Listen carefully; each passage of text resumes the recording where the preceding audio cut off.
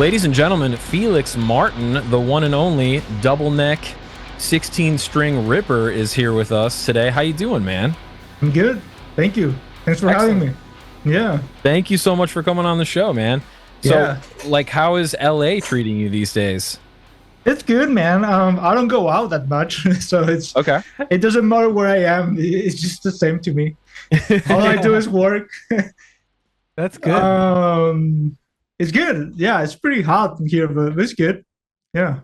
Awesome, man. Sounds familiar. Yeah. Still hot in Nashville, man. Like, we've had a couple cooler days, but today was like 85, or something. Everybody's moving to Nashville, right? I feel like all my musicians friends are moving out there. Why? It's like they're going to be moving back soon to LA, so don't worry. They'll be back, dude. They're coming back your way. Okay. What years were you at Berklee, man? Were you there when I was there? 2008 until 2012. I think you were before, right? I was like, you literally were there as I left. I got out in 2008. So okay. I was just gonna say though, we have like there's a nice little Berklee contingent here. I was just hanging at that. Do you know Casey Sable? Like really insane vocalist. Did like the first Periphery record. He wrote the vocals for that record. Like just he has got like a whole hang that he does here in Nashville, and it's all like it was crazy. I was there last week, and it was all like LA people that kind of Drew's been to the hang too, and it's all like, dude, it's all transplants. Everyone's here because I guess there is still like a legitimate scene here. I mean, there's a lot of music in Nashville, no joke. Yeah, I think like the thought is that you can work on like country music, you can play for artists, you can even play downtown like every day if you want to, but you can also work on your own music, and I think that's kind of the draw to Nashville. And to my knowledge, like I don't think LA has like a nightlife club scene anymore, right? Are there shows going on like every day of the week there, or what it's like, man? But mostly like touring artists, like they tour. When they tour, they always play LA. But like nightlife, I don't know. You might be right. Like they're always the same venues, like the whiskey. Oh my god, yeah, the classic. I played that place, dude. Yeah, me too, man. Played like 3 times, dude. No way, dude. Are you serious? That's cool. That's iconic. Yeah, it's all right. I don't know. Felix, tell us about the shirt that you're wearing, man. Like, who is that? I don't know, man. It's pajamas, dude. I'm always wearing pajamas. Dude, that's a sick shirt, actually. I'm always wearing merch, actually. This is a t-shirt I was selling like years ago. It's the liberator of like South America. It's called Simón Bolívar. No way. That's sick, bro. Yeah, but we made it like this, like strong, like hell yeah, dude. Dude, you are the liberator of South America, bro. Thanks, man. You're the guy, bro. But yeah, this is the guy. It's just pajamas, dude. That's an amazing shirt. That's sick, man. Oh, hey, by the way, our friend Nick Cross from the deathcore band Divisive is hanging out with us. Nick, hey, man. Nice to meet you. Yeah. We were just working on a song earlier today, and I was like, just hang out, man. Stay on the show and chill with us. So he opted to do that. So thanks, Nick, for hanging. But cool. That's cool, man. So yeah, I've seen you have a lot of cool merch, man. Like, where can people pick that stuff up at? Like felixmartin.com, or like what's the website? Felixmartin.net. Okay. That's cool. I'm gonna do you have more of those? I might have. That's the sick. All my merch are some guys playing my guitar or some girls playing my guitars. So man, they're all like this the concept. I love that. Most of them are like this. Yeah, they're cool. Well, bro, can we talk about Venezuela and like where you're from? Like, I'm trying to say it correctly, but Acarigua. How do you know, man? I read up on you, man. I studied. So we're freaking. So talk. We use AI. We're all AI, dude. Yeah, talk to us about the early days, man. Sure. Well, I grew up in a small town called Acarigua. It's the correct pronunciation. Cool. Yeah. So there wasn't like any guitar teachers back then. It's a small town, and there weren't like much on the internet around that time. And and I learned all by myself. That's what I play tapping, because like for me, for some reason, tapping was easier. It felt like more natural to me. Like play all the chord melodies, and like you play a power chord here and a melody here. It was like simpler to me than play like chord melody all with chords, you know, like with this hand. So that's why I started just playing tapping, like most of the stuff, you know. So were you tapping on like an acoustic guitar, like for starting out, or did you start on electric or? No, not electric. So I started electric. My cousin had a six string guitar, like a Strat or something. It was right-handed, so I had to like play, you know, the opposite because I'm left-handed. And then I got a bass. That was my first instrument. And then I played bass for like 3 years, and then I play guitar, and then I play both, and then I just play guitar for some reason. But yeah, yeah, dude, like that's why I play a lot of tapping, because like it was difficult for me to play other techniques, just because I didn't have any reference, you know. Yeah. And yeah, and all the Venezuelan music too, the Latin music, that also inspired me to play tapping. Like that was my main influence at the beginning. Yeah. Yeah, I love how you have so much Latin influence rhythms and melodies in your music, man. It's very very cool. Like yeah, because growing up there is like growing up in, well, maybe Nashville. Do you listen to a lot of country and like tradition, like folk music in Nashville? It's hard to escape country music here, man. Yeah. I mean, the roots are here definitely. Yeah. There's some really unbelievable. You know, we were talking about Don Kelly's band, and like, you know, there's some ferocious traditional playing that's available here, and you got to kind of assimilate that through osmosis. I think it makes you a better player, you know, like you're wherever you are, your surroundings, you kind of tune into that, and that creeps into your musical vocabulary whether you like it or not. So I'm sure that's what happened with you too, man. Like, yeah.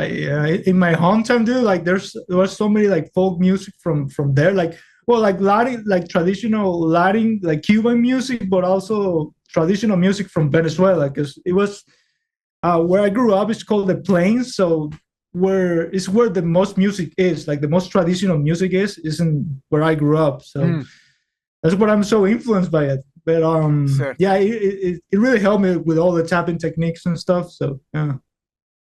Yeah, I was surprised to hear that like you initially started with tapping on the guitar. I thought it was maybe you played guitar in a more traditional way, you know, like rock and roll with a pick.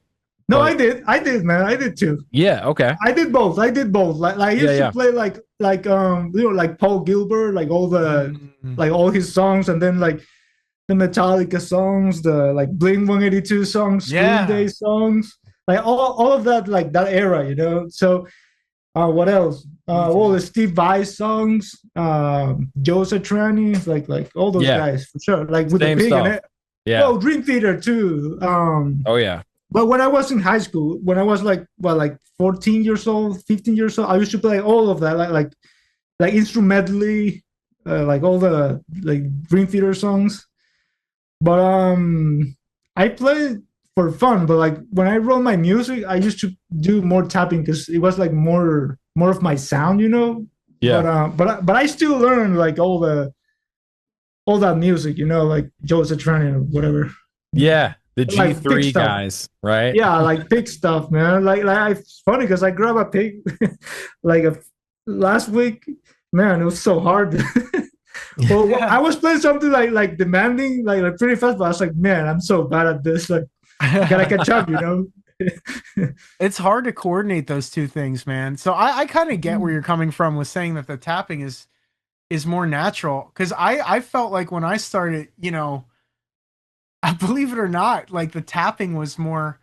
I mean, I was super influenced by like someone gave me a Van Halen live record, and I started trying to figure that out by ear because there was no other way to do it, and that felt more natural to me than trying to line up the right hand with the left hand, man. So I do get where you're coming from, and I can see how it could be super rhythmic, especially with like the polyrhythms and you know so a lot of the stuff that you're doing is super advanced, but. It is cool to hear that you listen to like, you know, the pop music of the time too, because a lot of your stuff has a lot, you know, very obvious pop sensibility too. It's not just total like, you know, I never feel like I'm just listening to a technical exercise when I'm listening to you. Like you're using this technique to serve the music, and there's like you got this cool harmony happening, cool melodies. Oh, So thank you. maybe that creeped in there, man. That's pretty cool. Yeah, yeah. Well, yeah. I guess that's more like the newer stuff, I guess. But yeah, no. Back then I used to play pop too. So when I was growing up, I had like all those influences, Mm. and but yeah, for sure, man. Like the newer stuff is a little more melodic, I guess. Yeah. And Sick, dude. yeah, I don't know what to say, but yeah, thank you. Well, I mean, like, I guess just to continue on that, like, when did you really become super immersive in this to where you were like, oh man, this is what I want to do, and I'm going to music school? Like, how were you practicing like 6-7 hours a day to like develop this Oh technique? man, yeah, dude, like Yeah. playing what all I did in high school was practice, like playing, practice, writing. Well, not much writing, but practicing. Okay. I took all my technique hours, and like in high school, like when I was like 17, I was over it. Like because like well, I decided to be a musician when I was 15. Okay. But before I was pretty serious about it when I was like 13. But when I was 15, I decided to be a musician. And yeah, dude, I would practice like so much. Then when I got to Berklee, I already had like my guitar. How do I say? I don't want to say skills, but like I was comfortable the way I play guitar when I got to Berklee. So I started a lot of different things other than guitar at Berklee because that's cool. Because I didn't like, you know, because I wanted to play like all my tapping techniques, but at Berklee nobody really played. So there were some guys, but like, you know, like mine was like something different. So yeah. Did you hang with Don Lappin at all? Yeah, of course. Yeah. He was. Yeah, did you love your style? Did you love your style, dude? Like when he saw the 16 string, was he like, "What's going on here?" Or like, you know? Sure. No, he was like really different than me because back then I didn't shred with now like after Berklee I used to shred more with tapping, but back then I didn't shred at all. I did like chords and melody or just chords. We actually never. I think we never met at Berklee, dude. Wow, I think we met after Berklee. Is this another tapping guitar player? Yeah, at Berklee. Yeah, I took a couple. That's the lab I was in with Neely Broach. So we were in Don Lappin's lab, and he's tapping Lappin. I mean, he hates that, but he developed his own.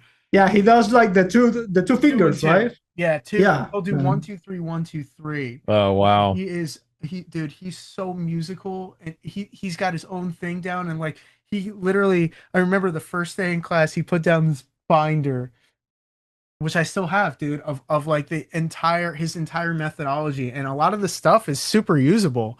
Like it's cool, but it just requires the amount of practice that it requires to like get that facility. Like I did take some things from that, like there's some really usable stuff, but like that's his whole protocol. Like he's still efficient with a pick and fingers, but this is just like over the last few months I've started putting together these like tapping etudes, and I'm playing an 8-string, just a one single neck guitar. I'd love to try the FM thing, by the way. We'll have to talk about that. Yeah, you're great, man. But I saw your videos and they're so good. The tone and everything is just thank you, man. That means a lot coming from you, man. I mean your guitar tones are off the charts, man. Like we'll have to get into that a little bit later, but what I like about the tapping thing is it makes you approach the instrument, the guitar, in such a different way. 100%. And you think about music and melodies and the possibilities in a totally different way. I found myself modulating to different keys a lot more easily, and I just started doing a thing where I'm playing like an ostinato in my left hand and then melodies over the top, and the rhythmic the rhythmic thing, it's like piano, right? Yeah, I'm just like, man, it totally gave me an inside view into what you do and what you've been able to accomplish on the instrument, and it's remarkable, man. Like, thank you. And I think the 16 string thing, I'm an 8-string guy, but the possibilities are amazing because I would imagine you have two outputs, right? So you can split the Yeah, I necks. can show you. I was just playing show it before to this, Let's get into it, man. Show us, man. And Felix, who turned you on to that? Was that something you came up with yourself, or was that something you came up with yourself, or was that like would someone put you onto that, dude, or what, man? So, well, at the beginning, when I was growing up in Venezuela, like what I would do is I would play two guitars at the same time, like one on the table and another one Oh my on a God. strap. Okay. So what I did after it's so uncomfortable, dude, because like it looks silly. You need a special stand, but I obviously didn't have that stand. But so what I did, like after years playing like that, I stopped for a while and then I just played with a regular 6-string but tapping, like Stanley Jordan, but I didn't play jazz. Okay. Other stuff. But what I did with these instruments is I started making like a lot of them, like a 14-string, a 16-string, a 12-string, a jazz guitar, like an acoustic guitar. I can show you real quick. Yeah. I mean, it sounds like you were coming up with something. You had to create it, right? Look at this thing, bro. Oh, dude. This is crazy. Dude. Heck yeah. Take your time, man. Yeah. And then like this is actually the one, the main one actually. So you were building this yourself, dude, or like no.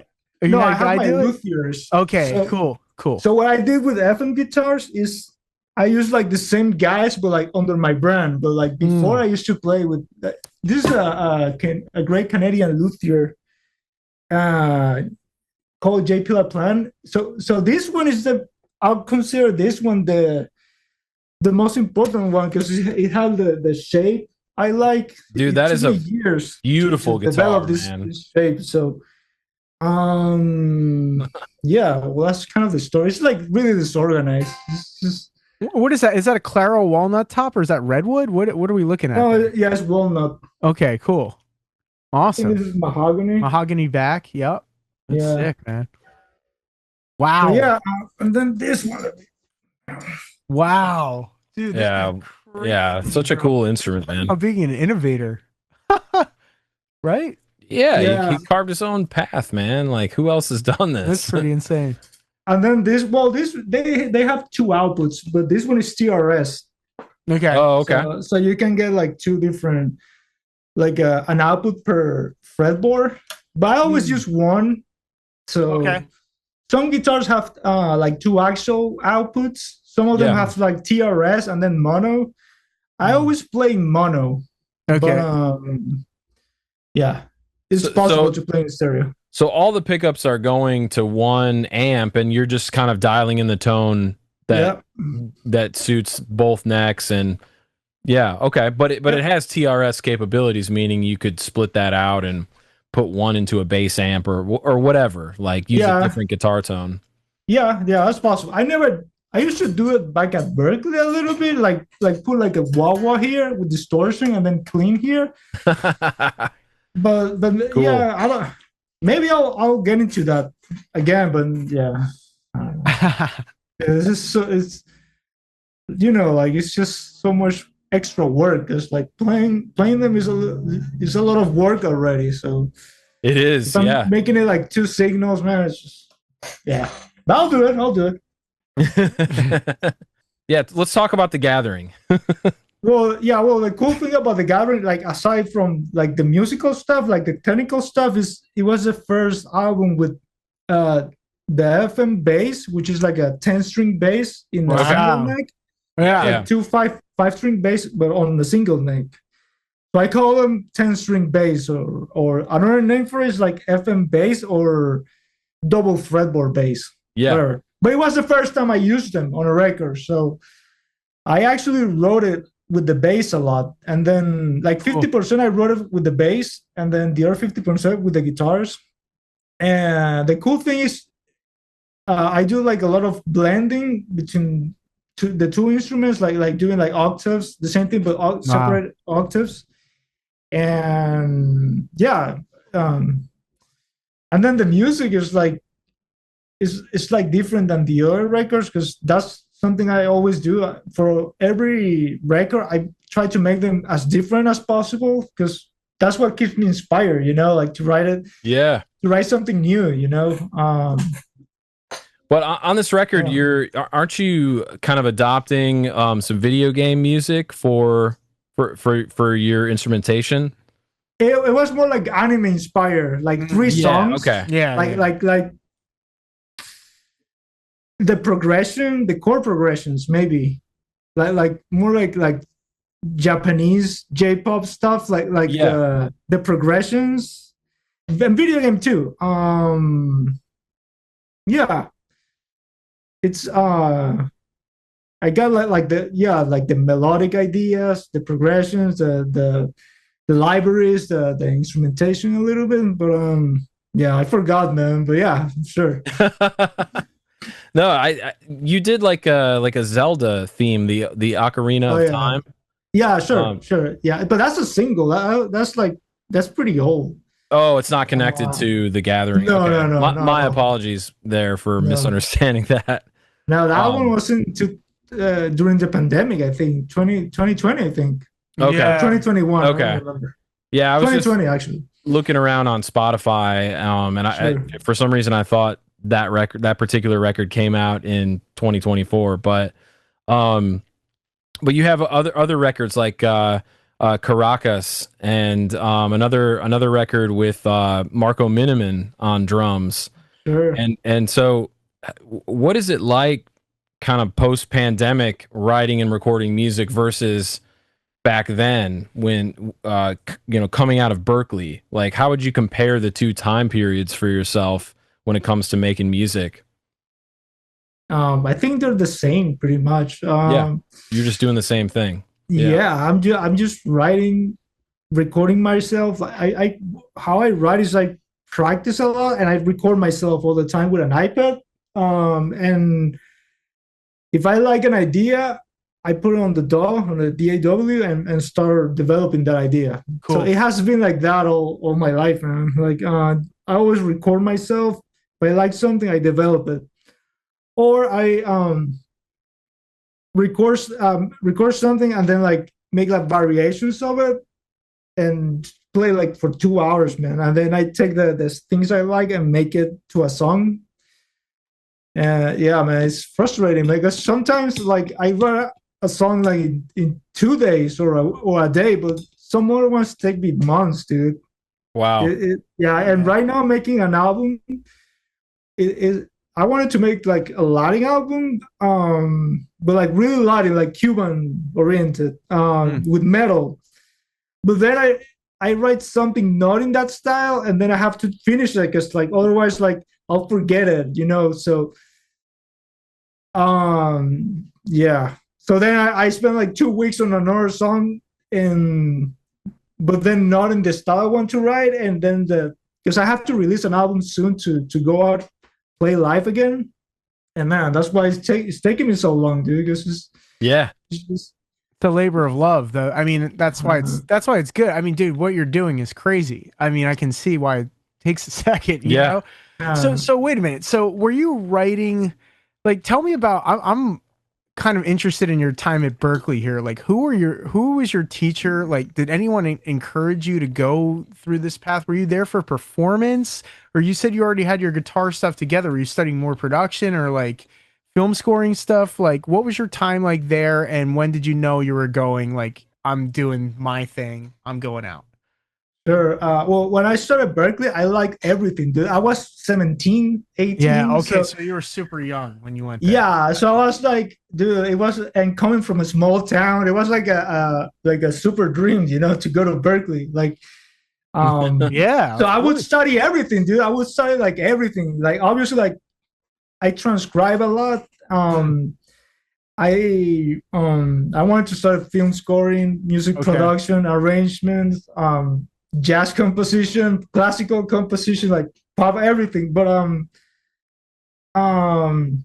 what I would do is at Berklee, I didn't study much guitar, but I was playing a lot like when I was at Berklee, because I was like playing the recitals, you know, like my own shows. Right, you're doing your own stuff. Okay. So in other words, at Berklee, I didn't study much guitar, but like at the same time, I was playing a lot because I was doing my own recitals and my own I did like cool, 5 man. recitals, 6 Wow. or 5. And I would divide my time like this. Like in the morning, I would wake up like at 6 or something, and I would do all the Berklee things like from 6 to 12. Like even like practicing like because I had to take guitar classes because they were required. What was your major there? Were you? Well, I actually did performance first, but Okay. I changed to music production later. Okay, MP&E. Got it. Because like after a year, I was like, I didn't know what to study yet. Like, Yeah. I didn't know. I was like, man, I like everything. Yeah, I'll just do performance and I'll change later. Okay. And actually, one of the teachers told me, hey, man, like you shouldn't be studying performance, dude. Like I think they wanted me to drop me off of the performance major because like I didn't want to study what they were teaching me, and they didn't know what I was doing on my own, like the whole like my own compositions and my own music. No, I bet you they couldn't conceptualize it. Yeah, they didn't know. They were like, dude, what are you doing, man? You're not studying. You're not doing anything. I'm like, no, yeah, I'm doing it. And then I show them what I was. I was like, okay. But at one point they said, you should change majors, man. This is not for you. Like guitar performance, it's not for you. Like one of the teachers. Wow. I'm not gonna say the name, but he's kind of right because I was so focused on my stuff. I didn't, man, like. Well, it is guitar performance was for you because you're an actual artist. It's just not their method. I mean, that's crazy. Yeah. No, I mean, I'm not talking bad about Berklee or anything. I wasn't following their thing. No, I get it, man. I get what you're saying. Like they have to have a curriculum that you follow. Like but I wasn't following it. Right. Yeah. But I get it. What is their curriculum? Like you have to learn some jazz standards, or you learn classical pieces or something? Like what's the deal? Yeah, well, there's proficiency tests for each semester, so they have a whole group of like. You play scales or Well, yeah, he can play scales. Well, totally, but like, yes, if you're a performance major, you're gonna have to do a recital and like recital. Yeah. Wow. But recital, but that's like if you're performance, you have to play a recital at the end. Mm-hmm.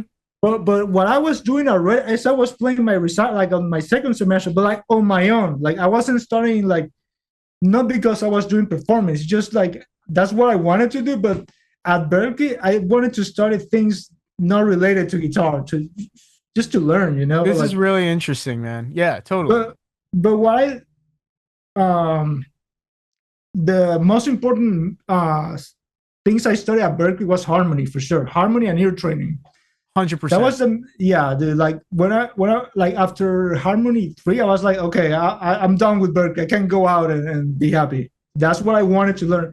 What I wanted to learn is like to listen to a song and know the theory behind it. Of like course. the chords, the chords, the progressions, the how to transcribe it. That's like, it. If it's a mode or not. That's what I wanted to do at Berklee. So at my first year, I told like my whole family, yeah, I think I'm done. But like I couldn't because like I needed to graduate to get a visa. So not to get a visa, but like to get an OPT because I'm Venezuelan 100%. So I was on a student visa, so I had to graduate to get an OPT, to get an artist visa, and so on. So, wow, yeah. But I was like, hey, yeah, let's just finish Berklee, but yeah, so. After that, I decided to study music production because I didn't know anything about it. So that's what I studied. Yeah, that's so cool, man. Do you produce your own records now today, or do you work with maybe an engineer or a mixing, mastering engineer? Like, how does all that work for you, man? Yeah, no, I work with other people 100%. Guess. Yeah. I record myself, obviously, and I do like pre-mixes. I know how to mix and to master and everything, but like my own music, I would rather have somebody else do it. I agree with that. I'm the same way. Yeah, to have an outside perspective, I think, man. Yeah. It's because you listen to it so much and like right now, like I finished 2 songs right now and I sent it to the bass player. I was like, man, I need a 1 week break from these songs, man. I don't want to listen to them anymore. Just it's better to come back with a fresh ear and keep working on them. But I feel like every day I'm studying more and more like all the mixing and mastering, because it's good to know. Like I studied that at Berklee, but like the thing at Berklee at that time, it was more like analog mixing consoles, you know, like all analog and actual recording. Like nowadays, you only have like, you don't use those consoles anymore. Right. Like it's like, man, yeah, The SSL.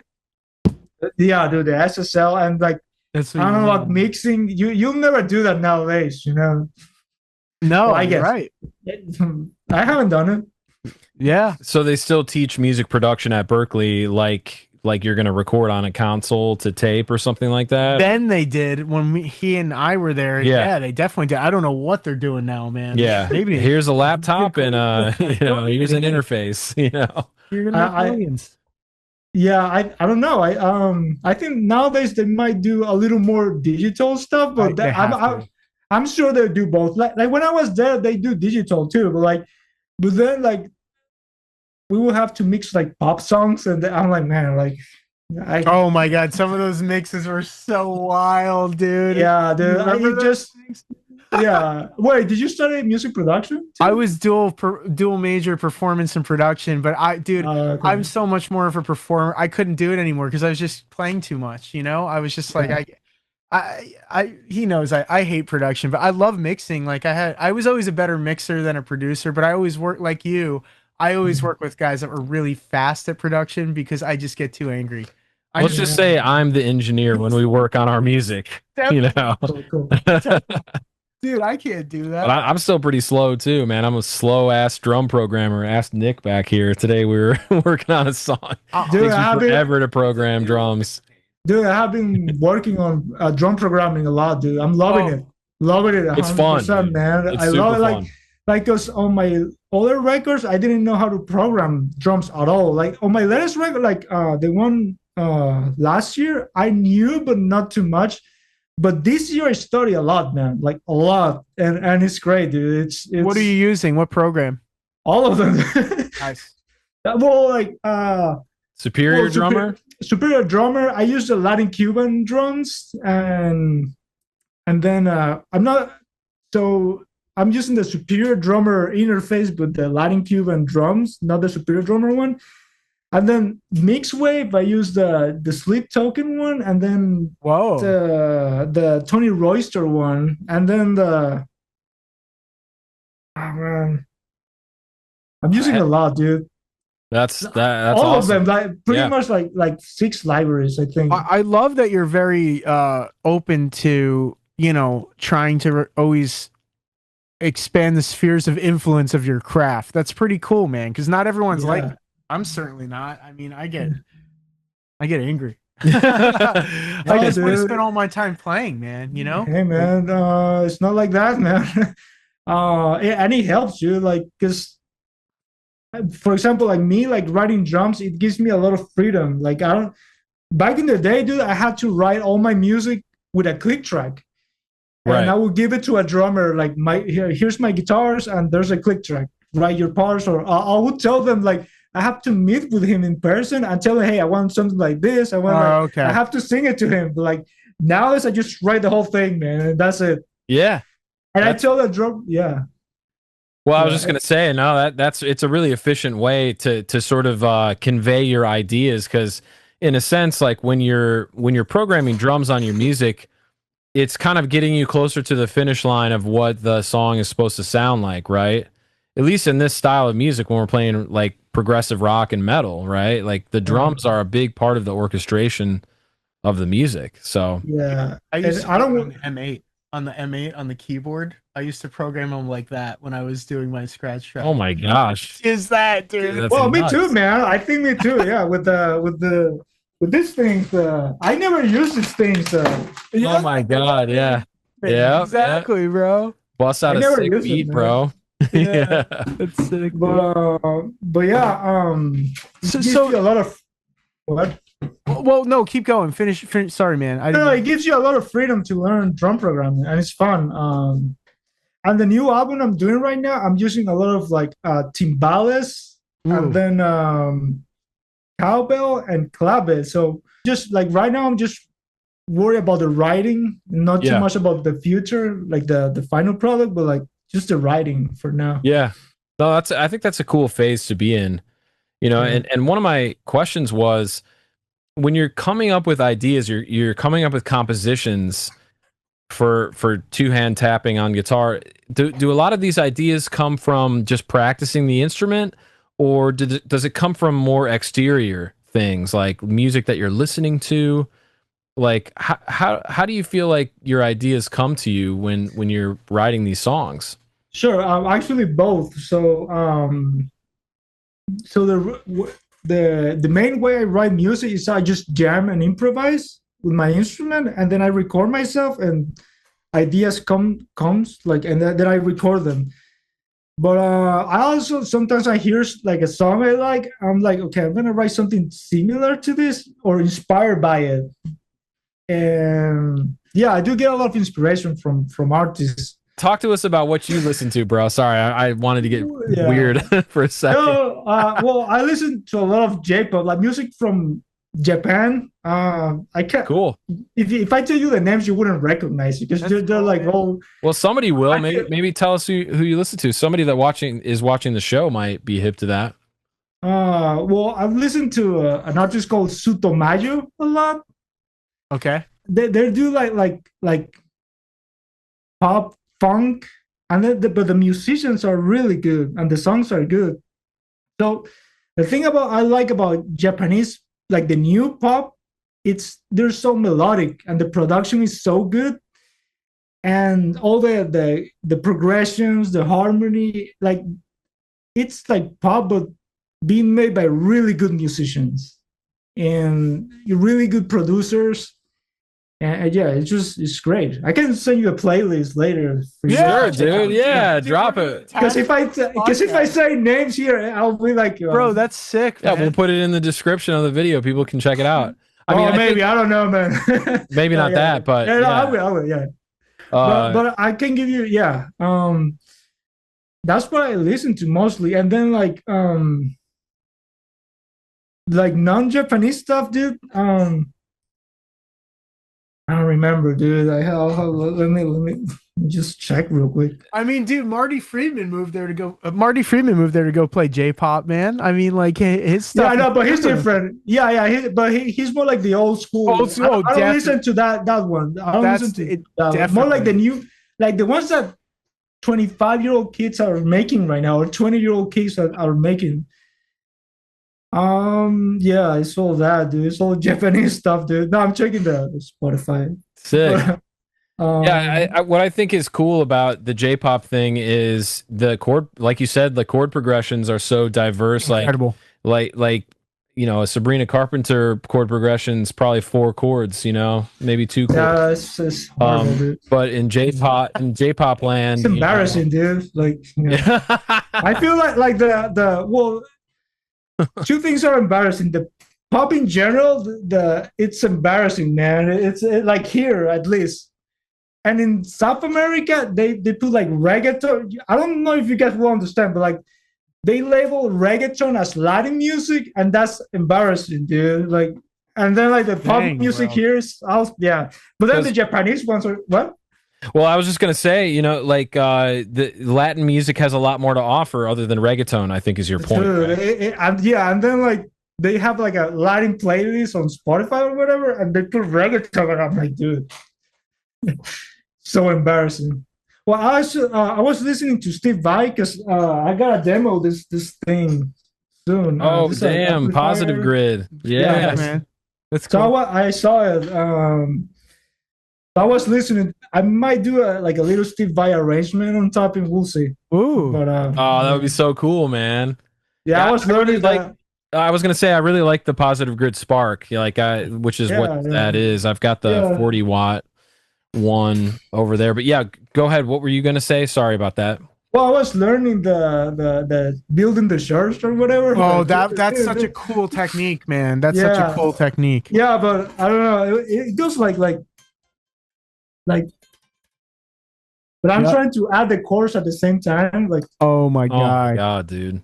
Oh, look at that with the 3rd and 4th finger. That's so like I was doing it like So something like this.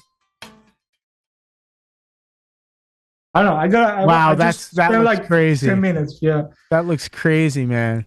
Yeah, that's a super cool technique, man. I looked at that last year randomly. I was like, oh, maybe I should learn this because it's like, it's this type of thing.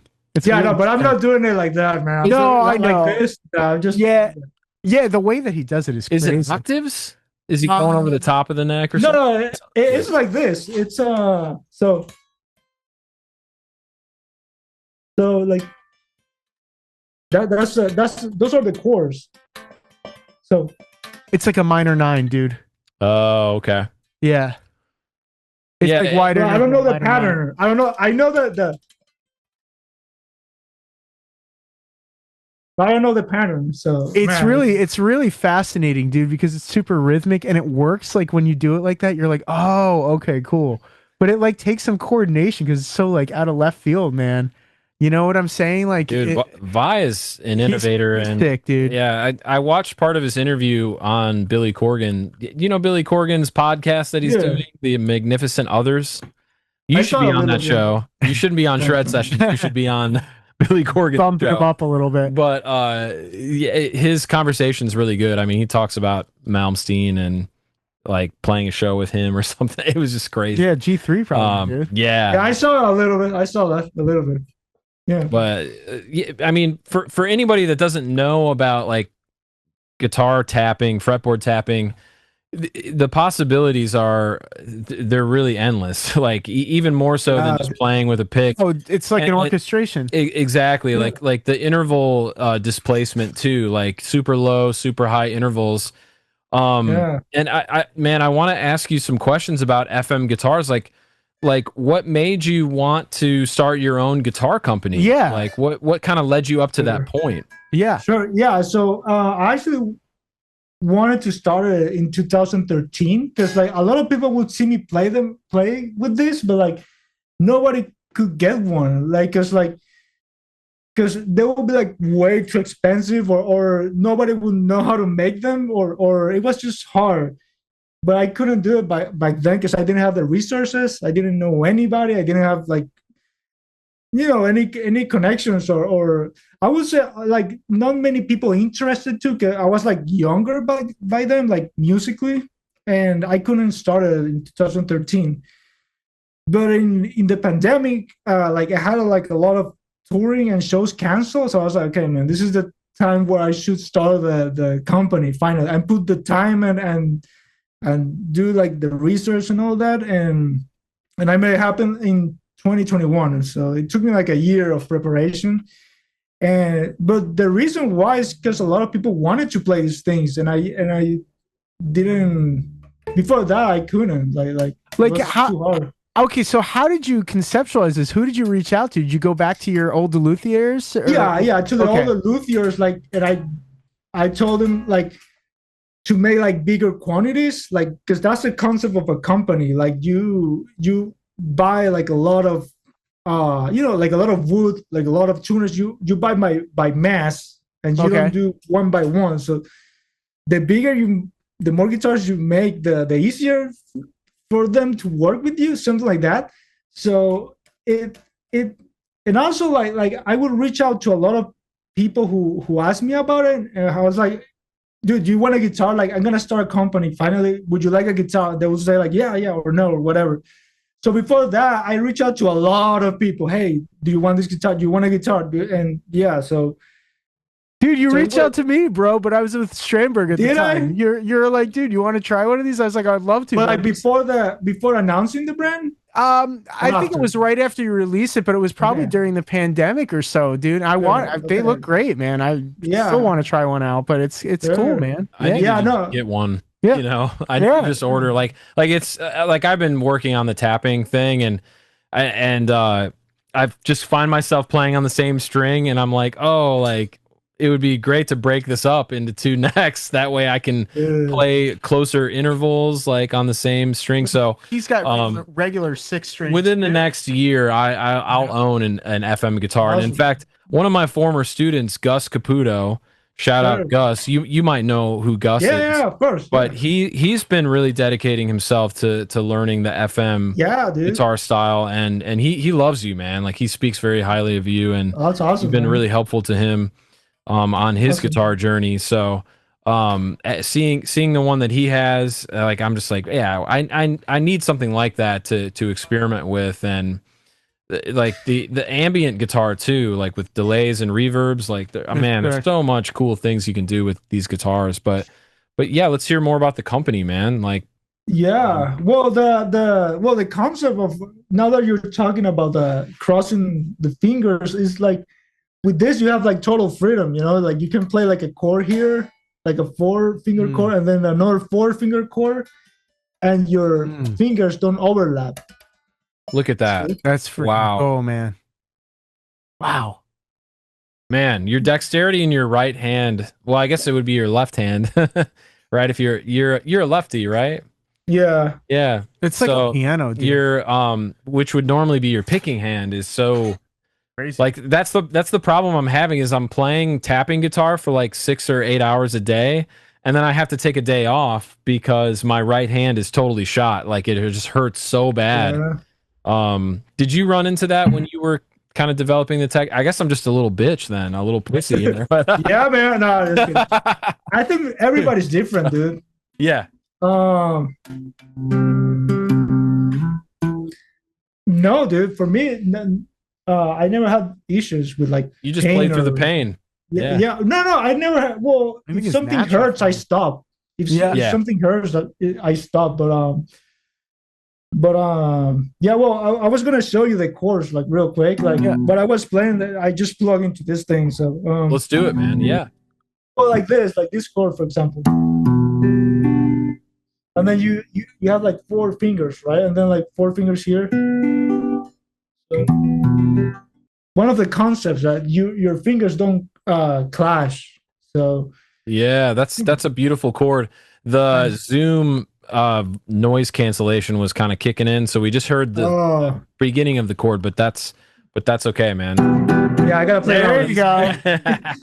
People can listen to your music if they would like to. Yeah. You should. So that's like you got a lot of upper structures on a minor chord there. That's pretty crazy, man. Yeah, Right? I think I'm adding all the tensions there. I'm not sure. I think I'm doing it. Let me make it louder and see. Yeah, you definitely are, man. Here I think I'm playing all the tensions. So Yeah, totally. So, It's yeah, like so- 2 stacked sixth. Yeah, that's cool. yeah. So here I'm playing a regular minor triad. Yeah. And then I'm adding a tension here, I think. And then like here I'm adding all the tension. So Yeah.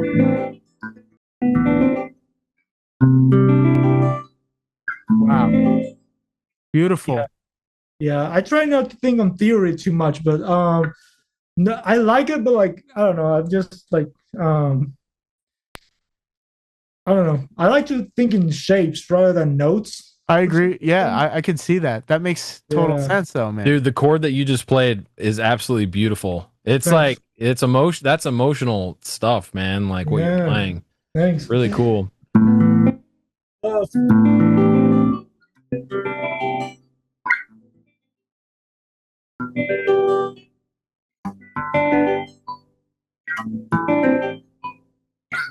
I'm blown away by the pinky strength on the left hand. That's crazy. Yeah, I don't even think like I guess Yeah, just doing this to this is pretty cool, man. Yeah. Sorry. This Oh, movement. this? This movement. Yeah. Oh, this? Yeah, right there. That's freaking sick, dude. Yeah, I practiced again. I practiced this when I was in high school, dude. Like all the shops and everything. Like that's it. Like That's unreal, dude. That's like unreal. nowadays, I think I have less technique like back then, dude. But nowadays I have the technique that I need, and that's it. But I don't. I don't practice exercises nowadays. Did you hit the road with your own stuff right after Berklee? Did you just start touring? Is that what happened? Yeah.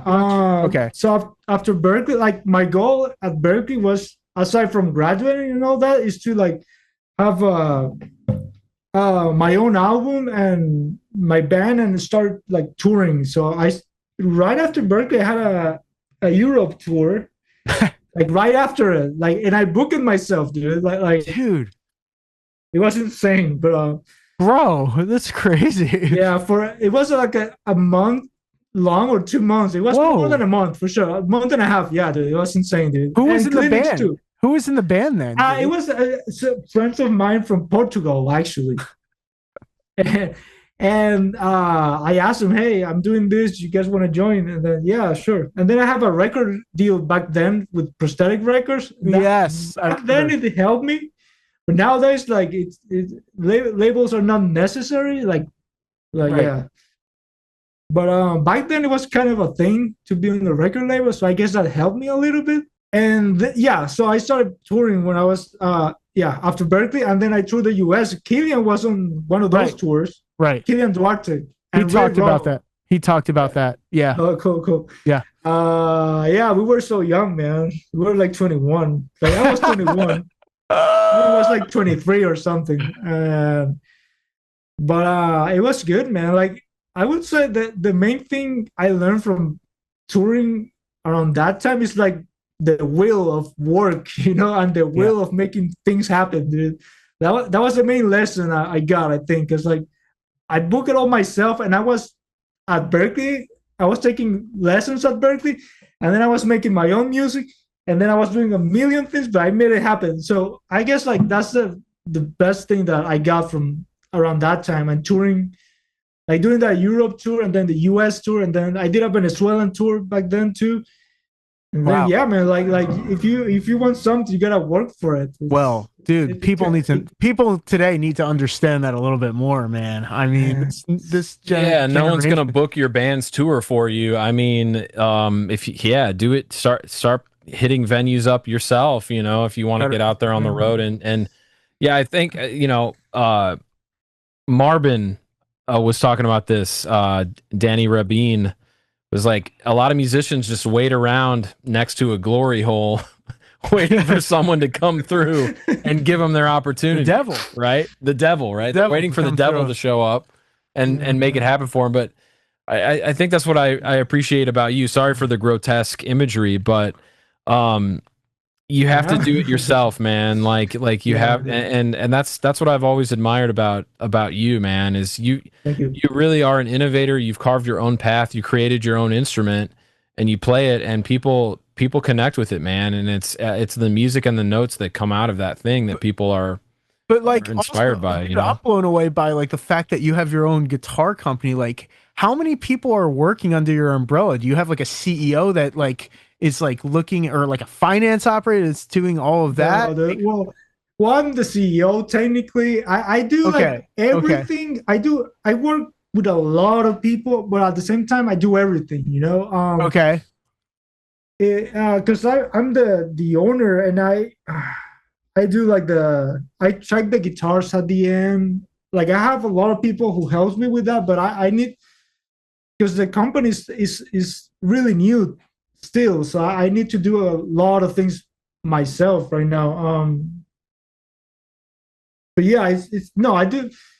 Well, I work with a lot of people who also works with other companies too, or okay, like ESP or other companies. But FM Guitars is like mostly me and a lot of artists too. Like a lot of artists are my friends too, and we kind of like they help me a lot. Like one of my friends who plays FM guitars, he also helps me with the website, for example.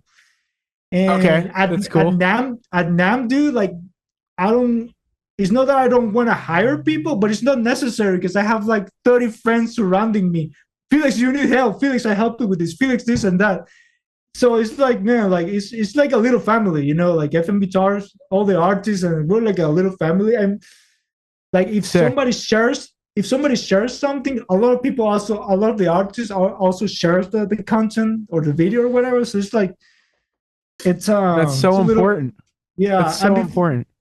Yeah, dude. And before releasing the brand, I always say it's more like a maybe like a fan supported project, but also I would say like a followers supported project. Because I didn't have like any like I didn't invest any money to start the company. I didn't invest anything. I just asked people, hey, do you want this guitar? We need a deposit. Do you want this guitar? We need a deposit. And that's how I started. It's with people who wanted to play the guitars.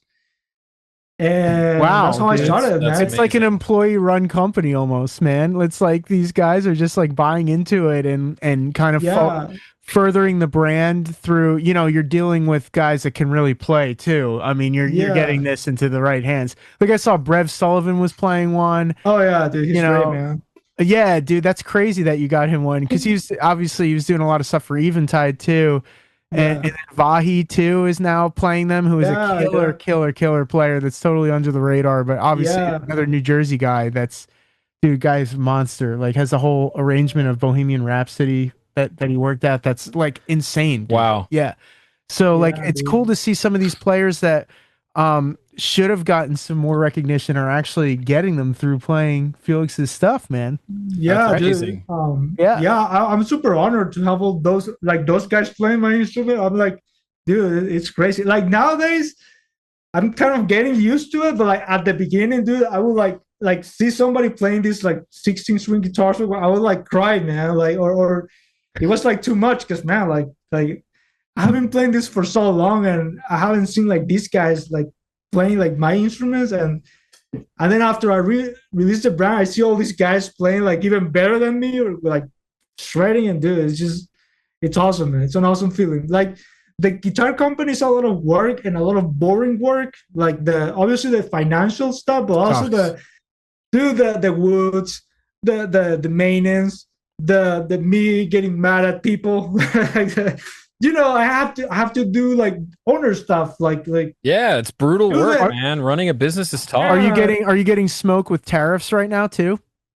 thankfully no. Okay, good. But like I think everybody's kind of I don't know, man. Those tariffs, dude. It's brutal, dude. It's like I feel like those tariffs are like Trump wants to scare you, but like I don't know, man. I'm not gonna talk about it. Okay, yeah. But it's not. They're not affecting me, thankfully. Not Okay, yet. good. But yeah, dude. It's hard to have a company, but at the same time, what makes it cool is the seeing the guys playing it, the other artists playing the instruments, and I'm also like mentoring a lot of them, a lot of the younger guys. I'm like their mentor, like I'm helping them. Like when they release music, I'm the one who helps them release the song. I tell them, hey, you should. You send it to me. I'll send it to this magazine or this. Wow, website dude, that's freaking great, man. Yeah, or like, hey, you should like change this guitar on this single, or like you should mix it better, or change the kick or whatever. Like I'm mentoring them too, like a lot of them. Like all my knowledge, I help them too because I want them to be successful on their instrument because it's with FM guitars, so it kind of helps me at the same time. But I love that, man. That's great. Yeah, that's refreshing to hear that. Actually, yeah, dude, and it inspires me too. So to help them, and they kind of help me by playing the instrument. So yeah, dude, it's cool.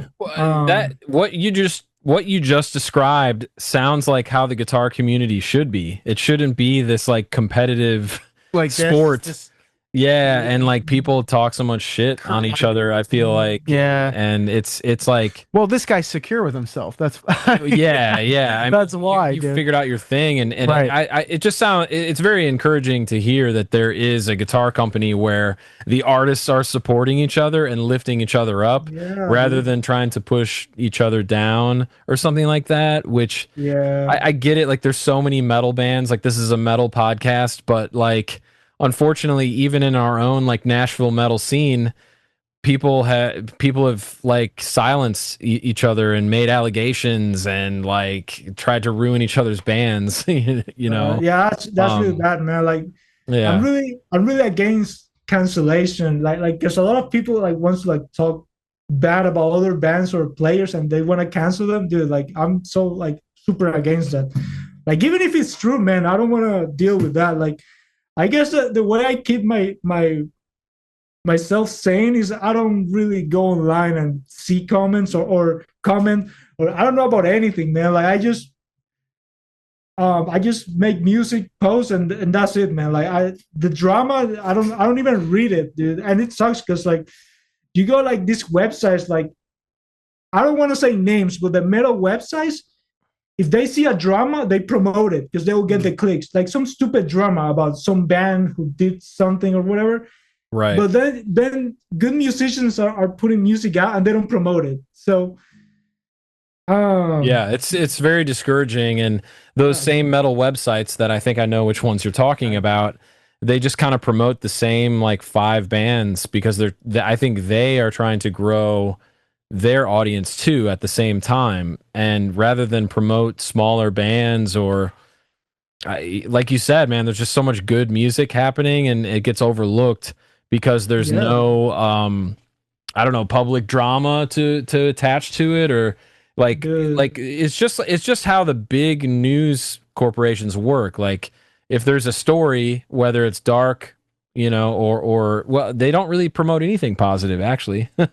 Yeah, but it's awesome. You know how it is. Like they're just kind of modeling what the bigger news companies do in the metal world, where we could have something different that's more positive, but we don't. We have this thing that like we want to talk about how Brent Hines died in this terrible way. It's like how many more stories of that, right? And there is some celebration of his life too, but like like this cradle, I don't even know how to pronounce the cradle. Cradle of Filth. Yeah, this drama. I was like, dude. dude, like you guys are spending, like that's why I don't go online sometimes, because all I see is these things. I'm like, dude, why am I even seeing this? Yeah, nobody asked for it. Music. Right? There's so much good music happening, and you guys are promoting this. So but it wasn't like that, dude. In 2012, 2015, like 10 years ago, it wasn't like that at all, dude. Like, yeah. No, dude, that was like the rebirth of progressive music, dude. It was awesome. It was the gent era, man. Sick, like man. So many right, yeah. AAL, like After the Burial, Periphery, dude.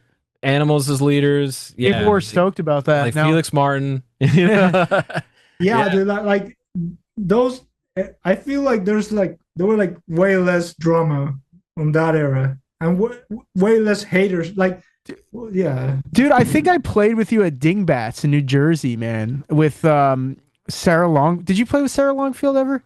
Yeah. We definitely played that show. My band Circuitry played with you guys, man. That's so. Yeah, I remember those days, but it was like super inspiring because there's a lot of like underground talent in that progressive world, man. Yeah. Super sick, dude. Yeah, 2016 probably. It was 16. It was 16. 100%, man. Mm. Yep. Yeah, man. Like that's the way I keep myself sane, dude. Just I don't really read. I don't really want to go online because I don't care.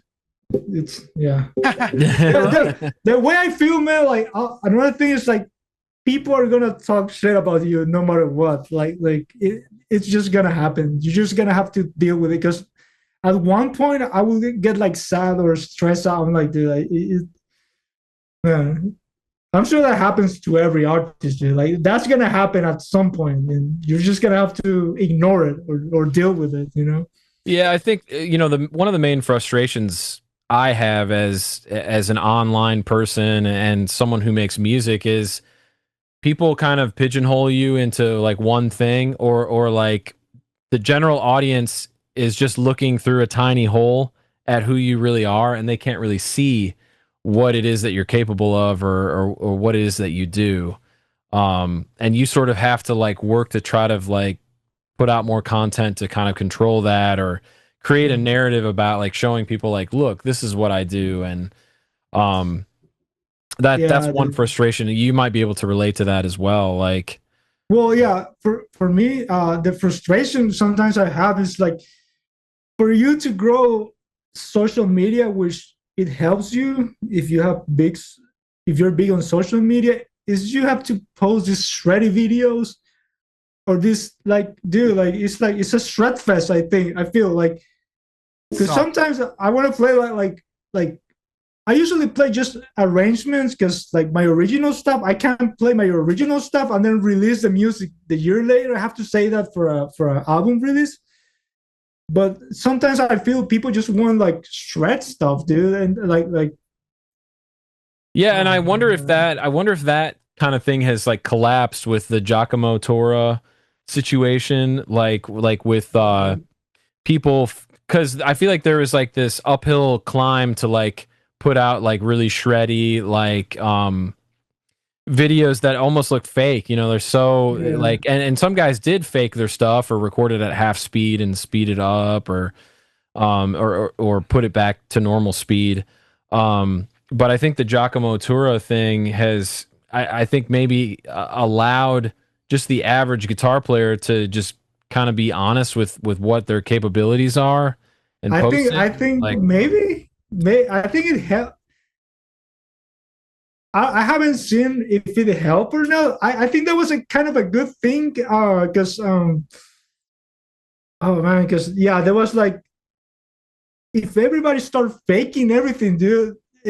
I mean, there'll be a point where nobody's gonna play real, like. That's why I'd rather hear. If I'm looking at Instagram, I'd rather hear camera audio. I want to hear the pick attack. I really do, man. Like, I don't want to hear the produced thing. Like, I'll listen to the final product. I'd rather see the process of how it got there, and hear maybe, like something that's a little bit rushed or something that's not as worked out or something that's absolutely brilliant. But I want to hear the intimate. I want to hear the fingers on touching the guitar. Yeah. To me, that makes more sense. That's what Instagram is better for. Yeah, dude, but I'm honestly sick and tired of like having to make so much content to grow social media. Because another thing is like, oh, dude, if you're big on social media, that doesn't matter. Like you won't get to play shows if you're big on social media. Agree. Or you're just a content creator, and that's like right. it's not artistic. Numbers are not artistic at all. But at the same time, you gotta do it to the more followers you have, like the more chance you have to bring more people to your shows. But dude, like the way that Instagram and TikTok and Facebook put it and YouTube is, you gotta keep posting. I'm like, dude, I spending time working on an album with my own music. If I spend time posting, I'm gonna have to stop everything. I stop making my album and writing my own music just to keep posting on social media and keep the algorithm going, and that sucks because that actually, in my opinion, it kills the artistic process. The artistic process, because you're like, okay, this weekend I can't write music because I have to post something, and that's something. It's not supposed to be a new song of yours because you can't release it late before, but you know what I'm getting to. I do know. Yeah, it sucks, man. Like it does. It sucks. Yeah, man. And some people like they just post, but they're more content creators, and that's okay because I guess they don't write a lot of their original stuff, and their artistic goal is to be a content creator, which is okay. But like the frustration I've been having sometimes is that, dude, because like I'm like, okay, I won't write music this weekend or these 2 days because I have to post something, which is okay. But like, yeah, people need to they need to understand. They need to appreciate more sometimes. Yeah, but so much work. And I think back to what I was talking about earlier is like we might be entering a new era of authenticity where like, dude, just what you did just now with that chord, you could make a 30-second video of just playing a couple chords, and people would watch that. I would think that people would find that interesting, but I get it. You're also an artist, and there's a certain way that you want to present yourself to the public, like with a nice music. Like you have such cool music videos too. Like there's so many cool videos that you've recorded, and they look so thick, high production value. Yeah, the drummer is ripping, and like I'm just amazed by your catalog of videos, and that's how you would choose to present yourself, right? Yeah, because yeah. yeah. No, because that's what I mainly do, just write my own like singles and albums, and then I do the music video and with the band. But yeah, yeah. It's just, And man, it's frustrating. The stupid algorithm and going online and do those social. Nah, yeah. well, yeah, Killian was talking about this when we talked to him a couple weeks ago. Like, it's not really worth chasing the algorithm because you can't reason with it. It's not a real person. You'll never figure it out, right? So it's better to just he said embrace the void and focus on your art, right? Which I think is what you're geared towards. He's seeing it like a resume, basically. Like, let me show what I can do here so I can get hired for certain gigs and playing different styles, which is pretty much what I do. Put up a bunch of different stylistic stuff, Or so I can get hired for a pop. Yeah, if we have a new tune, like we want to promote the new tune, and right. That's what but we'll I do. want people to know that I can play every style, so I can get hired for every gig, at least because I'm doing more hired gun stuff right now. So for that reason, it does work. But like, I get what you're saying, man. Like, you can't give away too much. I mean, and then you get out of the artistic process. But I don't think you need to worry about that as much, man, because you're established. So like what is that going to do, man? Like, like what do you get, 1,000 more followers? Is that going to really change the game, dude? I mean, maybe it will. I don't know. I don't know. I guess. Yeah. Well, I think there could be a Felix Martin, Sabrina Carpenter collab on the horizon, right? You got to write the next record for her, dude. Yeah, no. I mean, I haven't listened to her. I just listened to like 30 seconds of her song, and I was like, dude, why is this thing so popular? But my point about Sabrina Carpenter is when I was listening to those 30 seconds, I saw the credits, dude. Like 8 people or 6 people. I'm like, dude, I'm spending 2 months on a song just by myself, writing everything myself. And this girl can spend like a week writing one of her songs. It's insane, man. Even Justin Bieber, it's the same thing, man. Like 8 writers. Yeah, it's they get these people together and it's like an album made in a boardroom, I guess. Like they look at trends and they sort of craft this perfect thing that is gonna pop off in a way. And to me, it's like a manufactured success thing. It's in my opinion, it's not a unique story like you have. This guy coming from Venezuela playing double neck guitar. That's totally a different type of art, in my opinion. Versus, there's no comparing you to someone like Sabrina Carpenter. Like, I don't know. It's just it's that's why I don't like pop. Well, obviously, not all pop made here is like that. Right. But that's why I listen to a lot of the Japanese stuff, because it's like they're like pop, but like they're like all like true artists. And dude. It's really cool. But yeah, man, I don't know. We just gotta make our own art and don't get frustrated. With things like that, dude. Like we each of us have our own voice, and we just gotta make it better and develop it and go with it, and don't try not to get frustrated. That's why. Yeah, man. Amen to that. So what's next on the horizon for you for this year, man? Are you gonna hit the road? Or are you finishing a record? Or like what are your plans, man? Yeah, so this year I'm just writing. I'm finishing a record, but I'm in the writing process. But it should be done in like early next year. But hopefully I'm gonna release some singles this year, and I'm trying to make them like Latin with metal, but different than before. It's gonna be like a little bit heavier, but a little bit more Latin too. Nice. And it takes me time because I have to study the style. I have to and learn production and practice a lot. So it takes me a while to write. And I'm doing FM guitars always. I'm doing new things for next year too, for NAMM. And I'm gonna start playing shows back again, I think in December. And nice, man. And then next year for sure, yeah. But I'm mainly writing. Honestly, man, the most difficult season or times for me is writing, because like I see all these people like traveling, like touring, playing shows, doing clinics, doing this. I'm like just me writing in my room. Dude, it's so hard.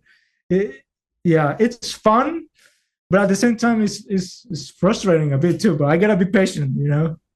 Yeah, man, dude, I'm right there with you, man. I feel like I'm just in this room all the time editing videos and yeah, I mean, you know, I never go. like, I haven't seen sunlight in forever, man. like Same thing. you'll get out there soon, man. Like, Yeah, and if you ever come to Nashville, dude, like I'd love to get you some dinner or something, man. Like we gotta hang, man. I would love to. For sure, man. Let's make it happen.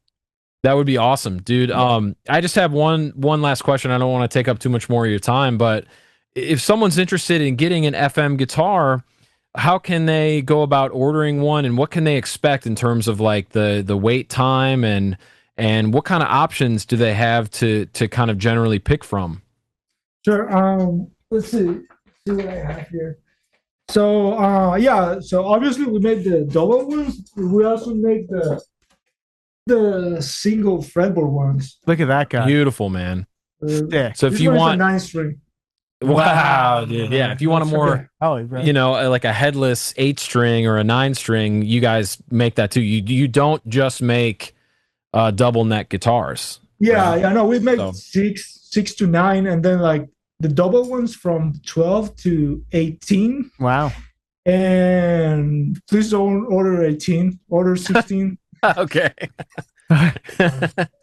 Just the more 9-string. Dual 9. A lot of people. That's like our best sellers, like 16 strings, 18 strings. I'm like, dude, please.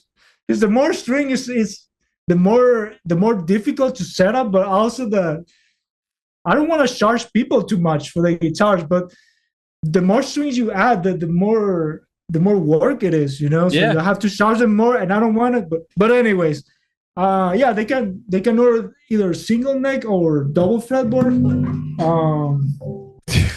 Well, wait times are like right now at least like from 5 months to a year. Wow. Sometimes it takes more or less. It depends, man. Like, do you have anything in stock right now, or is it? Yeah, we do. Okay, cool. Yeah, but it's like a private stock. So by private stock, I mean I have some, but I'm not making them public. Like if someone really wants one, we offer them.